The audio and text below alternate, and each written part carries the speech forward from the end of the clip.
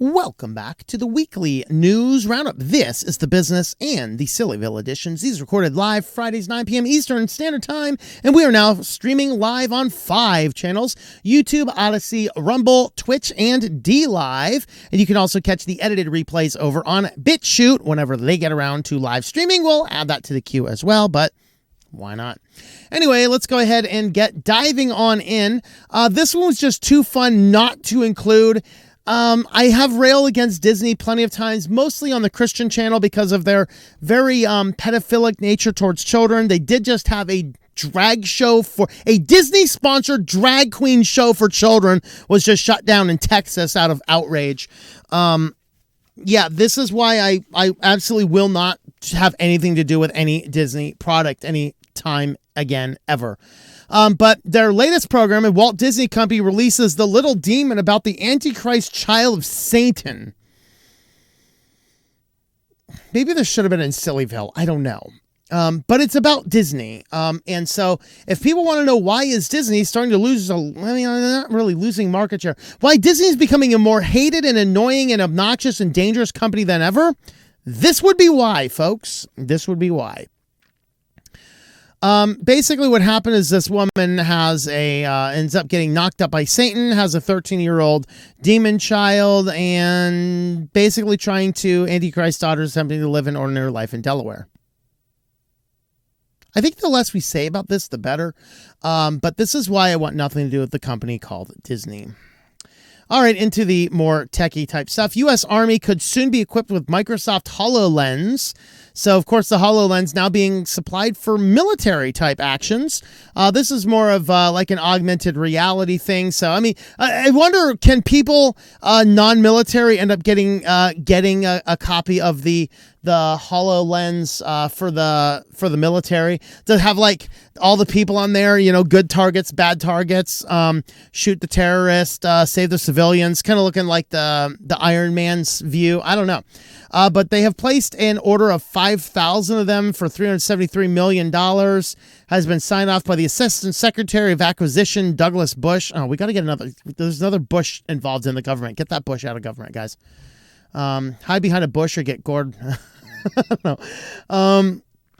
Old campaign slogan in the 80s. Okay, so new integrated visual augmentation system units have been heavily adapted from the existing HoloLens 2 headsets first released by Microsoft, featuring heads-up display to offer high-resolution night thermal and soldier-borne sensor data, all powered by the Azure cloud services.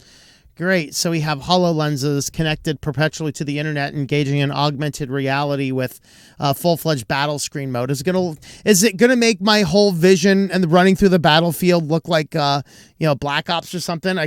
It'll tell me how many bullets are left in my gun as I'm shooting, and tell me it's time to reload, and give me a mini map of my area and dots where all the enemies are. That'd be kind of cool. I kind of want one of these now. Man, now I want a Microsoft HoloLens. All right. But anyway, that's kind of what they're up to over there. Google Maps is now allowing you to pick the most efficient route for EVs. This is kind of like, it might be like go EV, and instead of your route looking like this for all of us in gas engines, it's going to do this. It's going to take like 700 years to get across the country as it attempts to find the charging stations that are nearby. And of course, it's going to completely route you around California, not because there's no charging stations, just because nobody's allowed to charge their car and their power grid is being, under threat right now. So isn't it kind of funny? Don't you love California politics? You guys in California, can you figure out why you keep on voting and did not recall the moron who tells you cannot buy gas cars, and by the way, you're not allowed to charge your electric car? Because our electric grid is too thin. And what is the current electric vehicle adoption rate over in California? It's got to only be like 1% at most. Can you guys imagine what's going to happen to your state when everybody is forced to have an electric car? Y'all won't be able to do anything. But you can actually go in, you can say we have petrol, diesel, electric, or hybrid, so you can tell what it is, and then it's going to save all this stuff, so Google will know how good of or evil of a person you are based on, if you have the electric, you're definitely good. If you have the diesel, you're the spawn of Satan. Disney should do a show about you. And then petrol, you're probably pretty bad there too. And hybrid, you're warming up. You're getting there. But of course, it's going to take you about 10 times as long. I cannot imagine what my life would be like if I had to stop at charging stations every 150 miles. I mean, there's places I go around this country that you can't even go on 150 miles. Don't bring your car down this patch. But here you can see this one saved 26% petrol by driving 9 more minutes. You see, I call this driving the shortest route. This is what I have my GPS set up to do, because for whatever reason, when Garmin did the latest stupid update, my GPS used to be fairly logical. Now it goes out of its way to route you 60 miles out of the way to find an interstate because it intrinsically thinks that's faster. I literally have it set. If I have it set, go fastest distance, it routes me 100 miles out of the way and takes 5 minutes longer. Then if I pick shortest route, it's like 5 minutes shorter and half the gas mileage. But this is because of people like, oh, we got to drive interstate wherever we go. No, you don't. Guys, take those back roads. They're beautiful. Trust me. Back roads are beautiful. All right. But anyway, it is now an option. And on to our feature story. A memory prosthesis could restore memory in people with damaged brains. All right, cool. We didn't get paywalled this time. Sweet. Sometimes you get paywall this. If you want to read this article and MIT Technology Review is paywalling you, disable JavaScript in your browser, and then you can read the whole article. All right. I forgot to do that, but it's still blocked. Maybe it's blocking the script that paywall that. I don't know. Anyway, unique form of brain stimulation appears to boost people's ability to remember new information. So a memory prosthesis involves inserting electrodes deep into the brain, seems to work with people with other memory disorders, and is effective in people who've had poor memory to begin with. Basically augmented the reality with this. The hope is to help people with Alzheimer's and to glimpse into the minds of people who can't necessarily communicate, ALD and other related neurodegenerative type diseases. Now, this is this nice little press release about all this. And isn't this kind of cool? I want to go back up and just kind of talk briefly about kind of the history of this. Because this is not the first time I saw this. The first time I saw this type of thing was actually a few years back. I think it was probably one of the videos from TrueStream Media where they were talking about this kind of stuff. But guess who first funded this? DARPA. This is a DARPA project. And the idea that DARPA had was not prostheticizing your memories to improve your memory. It was to implant memories. Literally, this is where the technology is built on, based on DARPA. All the procedures and protocols are the same. Are these people really remembering things? Or are you giving them a memory to remember? Because it's like, did I rob the bank? I didn't rob the bank. They torture you for a little bit, put in electrodes in your head, give you memories that make you think you robbed the bank. I must have robbed the bank. I remember doing that. This technology is dangerous, and they are starting to move with this. But this was originally funded and the starting, because I was like, man, I was trying to actually find a non-paywall article, start looking into this. All I'm finding is academic journals from 2017, 2018, 2019, all DARPA-funded academic journals about brain stimulation and brain memory implantation.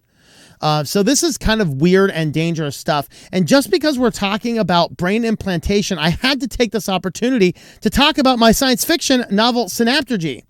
Synaptergy is about a kid who suffers from a problem he gets. He basically becomes paralyzed. Let me just read the thing I have rather than trying to summarize the book and not giving away what I don't want to. Mark woke up in a hospital room, unable to remember why he was there, but he was overshadowed by being paralyzed. Using his robotics education connections, he rebuilds his once functional body. In the process, the team soon discovers a cost for restorative technology. What would be the price to restore bodily functions? Mark needs to determine if he will pay that price. Head on over to Synaptergy.com and you can read the first chapter, or you can listen to the first 5 minutes of the audiobook down on the bottom. And the where to buy section will take you to all the different places where I know if you can pick up the book. Anywhere you can buy an online book. There's ebook, audiobook, and print book are all available. Very related to this fun brain implantation thing. So have a look at Synaptergy today. And we are going to head right on over into SillyVille. Are we excited for SillyVille today, folks? Well, first up in SillyVille, a Jerusalem area man let a dog drive his car. And he's arrested for reckless driving. 35-year-old filmed his pet with 2 paws on the steering wheel as the pair navigated city streets. He is suspected of reckless driving. I disagree. Your Honor, I was not reckless driving. I was not driving at all. My dog was. The dog is the one who should be on trial. Look at this guy. He is recklessly driving through the streets of Jerusalem without a driver's license. And I was just his unwitting passenger. You know, there was, speaking of Disney earlier, there was actually a Disney film about a driving dog, or it was some humanistic dog. What was the name of that movie? Let me know in the comments down below. It was one of the old original live actions with, I just remember the scene of the driving dog. But this guy took it on. Apparently he was arrested. Those who carry out such acts endanger people's lives will continue to act to enforce serious traffic offenses and prosecute individuals who endanger road users. He was not endangering anybody. His dog was. Arrest the dog. He is the one who needs to be endangered. All right. Next is some silly hardware. Trying to think of a good use case for this. But we now have bendable TVs and monitors. The idea is some people like a curved screen and some people like a flat screen. And so this one you can bend and you can make it curved. You can make it flat. Level 1 tech had one useful use for this. A van lifer like myself, who I have my gamer mode where I want the curved monitor, and I want the non-gamer mode where I want the flat monitor. I'm not a customer. I don't ever want a curved monitor. I had a curved monitor once. I took it back to the store. It was the most useless garbage I've ever seen in my life. Why does anybody use curved monitors? Man, it was annoying. It caught and reflected. Like, there was no way to prevent glare on the thing. It was just like every single angle, because it's curved, it catches light from behind you on every single angle. There's always a point of glare. It's like, who in the hell in their right mind uses these stupid things? So this is now a device where, you know, you can bend it or you can keep it flat. Of course, the other useful application is, hey, they only have to sell one monitor and you can either have it bent or flat. But yeah, it's kind of useless, but whatever. Some people might actually want it. All right, guys, now we're getting into the crazy silliest of it all. A Texas doctor uses his Rivian truck to power a vasectomy. Because California is not the only place where we're dealing with power issues. Texas is also dealing with some power issues. Their grid goes down. They were having rolling brownouts. Was this the Dallas area, I think? I forget. Austin. It was an Austin area. So in Austin, they were having some brownouts, having some trouble with the power. This doctor had to cancel a bunch of appointments because of this.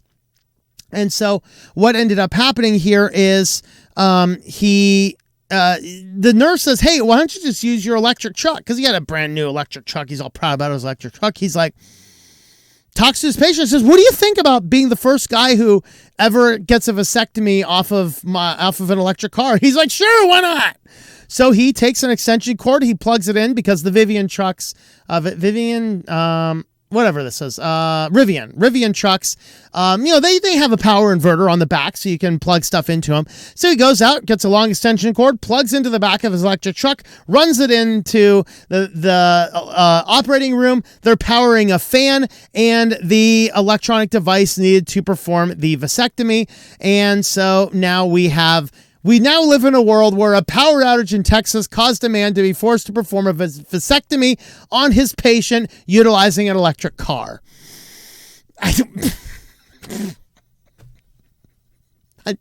All right. Touche, my friend, touche. I I did actually use the inverter in my van to help power DNA extractions at camp this summer. I can say that, but I was using the legitimate house batteries in the inverter, not the electric car, and nobody's pieces were getting clipped out. So, whatever that's the case. I don't know. Now I'm wondering, should I start up a medical business of doing portable vasectomies? I'll just come right to your house and snip, snip, and drive away. I mean, gee, I guess we're down to this world now, aren't we? And on to our final story from the Daily Mail. Switzerland considers jailing anyone who heats up their house above 19°C for up to 3 years if the country is forced to ration gas due to the Ukrainian war. Black Pigeon Speaks just did an excellent video released today on his channels about the European power crisis, which is becoming real. And what's the most hilarious is that I can remember this president in recent American history who said, you guys need to stop being dependent on Russia. And everyone literally laughed at him. And Orange Man is now laughing at this point in time, because that's exactly what's happening across all of Europe. They're experiencing brownouts. People are going to have to go without power and all sorts of things.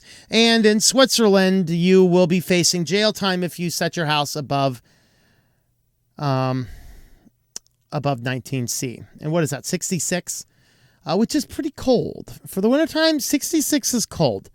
And in the summertime, your air conditioning can't go